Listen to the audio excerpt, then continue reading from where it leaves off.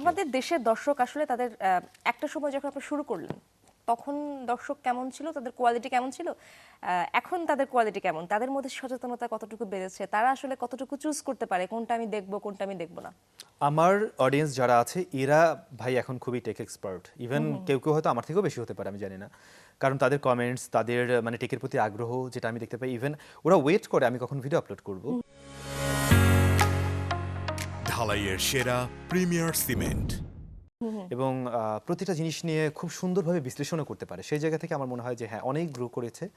এবং প্রথম দিকেও আসলে কি ইউটিউবের যারা অডিয়েন্স এদেরকে আমি একটু লেভেল আপ করে রাখবো।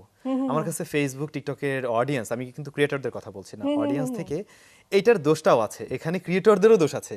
ক্রিয়েটররা আপনি টিকটকে যে ধরনের কন্টেন্ট ক্রিয়েশন করছে, ফেসবুকে যে ধরনের কন্টেন্ট ক্রিয়েশন করছে, ইউটিউবের ক্রিয়েটররা কিন্তু মোস্টলি ট্রাই করে একটু মিনিংফুল কিছু দেওয়ার জন্য। দ্যাটস ওয়াই ওখানে অডিয়েন্সটা গ্রোই করে ওইভাবে। তো আমরা আমাদের কোর জায়গাটাকে মনে করি, অন্তত আমি মনে করি আমার ইউটিউব, এরপরে ফেসবুক।